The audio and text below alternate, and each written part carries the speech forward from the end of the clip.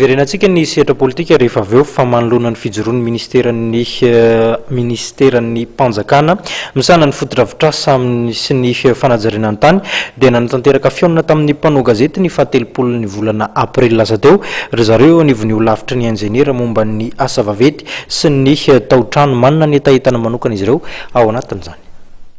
Tokony tsy hifanitsaka ny ministeram-panjakana misahana ny foto-drafitrasa ary ny fanajariana tany hoy ny holafitry ny injeniera momba ny asa vaventy sy ny tao-trano. Napasehiviny filohan'ny holafitra Aprily Erika fa hifanisatra amina azon'ny Madagasikara ny fahaleovantena ny ministeran'ny asa vaventy ary izy no misahana ny fanajariana sy ny asa vaventy rehetra.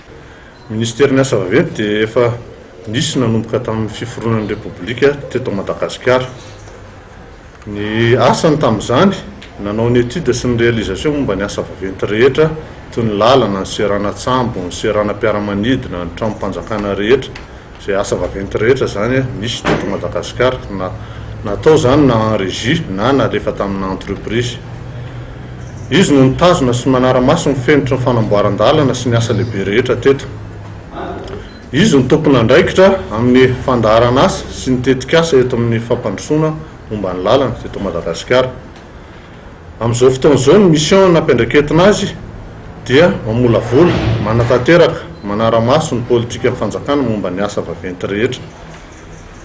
Reheto avy zany, norme sy ny réglementation sy ny rijateny mifanaraka amin'izany, mampanao fihofanana araka-asa an'ireo olona sy entreprise rehetra miasa eo amin'ny sehatry ny asa vaventy.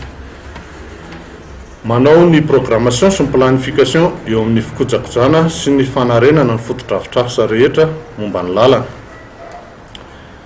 Manao ny étude ny asa vaventy rehetra sy ny fikojakojana rehetra, zany hoe voalazy ireo asa ireo amin'ny charte routière numéro 98-026 loi 98-026 tamin'ny 10-01-99.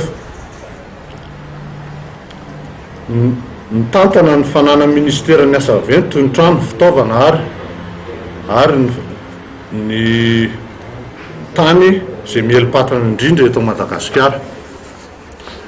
Mba hanatanterahana asan'ireo dia nanangana izy organisme zany miaraka miasa aminy, dia ny LNTPB zany hoe ny laboratoire national travaux publics et du bâtiment izay natao hitsirihina, hanadiadiana sy hanara-maso ny norme rehetra ampiasaina momba ny asa vaventy eto Madagasikara.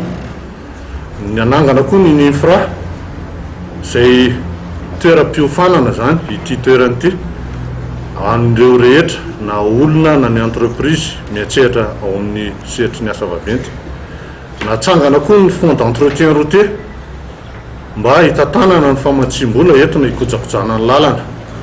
Natsangana koa ny OTU na ny office de travaux d'urgence nentina hitantanana ny fanana ministère sy ny fitaovana ary ireo pont modulaire zany hoe ireo pont belé ireo zany hiatrehana ny asa maika eto Madagasikara. Pno antony voalaza etsy ambony ireo dia mafisinay syndicat ny ingenieur-ny asa vaventy fa tokony tsy hifanitsaka mihitsy ny andraikitry ny ministeran'ny asa vaventy sy ministera izay vao natsangana.